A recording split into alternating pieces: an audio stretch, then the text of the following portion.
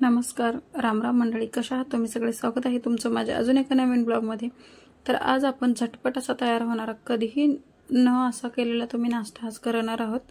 तर इथे 1 वाटी रवा आणि भरपूर भाज्या घालून असा पौष्टिक असा नाश्ता आज आपण झटपट अगदी तयार करणार आहोत. इथे 1 वाटी दही, 1 वाटी रवा घेतलेला आहे आणि अर्धी वाटी दही घेतलेला आहे. तर दही आणि रवा एकदम मिक्स करून घ्यायचं, थोडंसं पाणी घालून. जसं की आपलं बॅटर हे इडलीचं बॅटर असतं ना, त्याच पद्धतीने हे बॅटर तयार करायचं आहे. थोडंसं पाणी घालून घ्यायचं.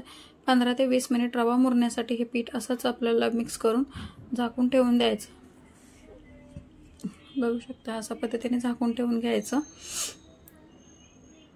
आता हे 15 ते 20 मिनिटांनंतर आता भरपूर याच्यामध्ये भाज्या तुम्ही घालू शकता, ज्या पण तुमच्या आवडीच्या भाज्या, किंवा मुलं अशा भाज्या खात नाहीत त्या भाज्यासुद्धा तुम्ही मुलांना अशा नाश्त्यांमधून तुम्ही देऊ शकता.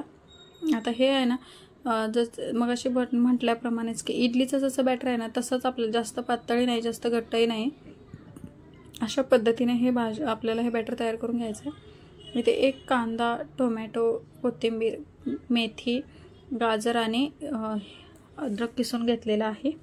आता तुम्ही ह्याच्यामध्ये तुमच्या जे घरात अवेलेबल भाज्या असतील किंवा जे तुम्हाला आवडतील त्या भाज्या तुम्ही ह्याच्यामध्ये घालून घ्यायच्या आहेत.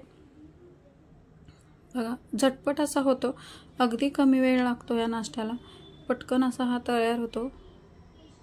आणि तयार करताना सुद्धा खूप जास्त असं काही याला लागत नाही. त्याच्यामध्ये सुके मसाले म्हणजे गरम मसाला घातलेला आहे, चिली फ्लेक्स घातलेले आहे.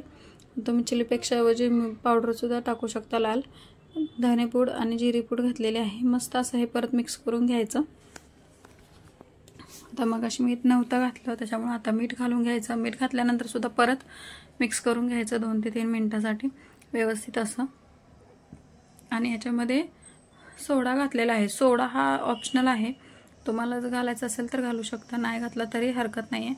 सोडा घातल्याच्या नंतर बॅटर जास्त अजिबात फिरवायचं नाही आहे, थोडंसं मिक्स करून घ्यायचं आणि लगेच इथे आता ह्याला तुम्ही पॅनकेकसुद्धा बोलू शकता किंवा पॅन वेज नाश्तासुद्धा बोलू शकता. आता इथे कढीपत्ता, मोहरी आणि तीळ घातलेले आहेत, बघू शकता तुम्ही इथे. आता हे जास्त दाटसर बॅटर घ्यायचं नाही आहे, अगदी हलकं थोडंसं घ्यायचं. तर इथे माझं बघा अशा पद्धतीने तुम्ही आता ह्याला कमीत कमी 3 मिनिटं तरी आपल्याला हे एका बाजूने शेकून घ्यायचं आहे आणि परत दुसऱ्या बाजूने 3 मिनिटं असे, म्हणजे 5 ते 6 मिनिटं ह्याला दोन्ही बाजूने असं मस्त परतवून घ्यायचं. तुम्ही बघू शकता इथं किती छान असं हे पॅन असं बनलेलं आहे. बघा, बाजूने एकदम मस्त खरपूस भाजलेलं आहे. तर टोटली 5 मिनिटापर्यंत, 5 ते 6 मिनिटापर्यंत आपल्याला व्यवस्थित असं भाजून घ्यायचं आहे. बाकीचे पण आपल्याला असेच पद्धतीने मस्त असे बनवून घ्यायचे आहेत. तर कसं वाटलं हा पूर्ण? आता तुम्ही आहे ना, मुलांना ह्या टिफिनसाठी किंवा घरी बनवू शकता. कशासाठीही नाश्त्याचे पदार्थ तुम्ही असे मुलांना, भाज्या जर मुलं तुमची खात नसतील तर अशा पद्धतीने मुलांना थोडंसं वेगळ्या पद्धतीने असं देऊ शकता आणि मुलंसुद्धा अगदी आवडीने खातील.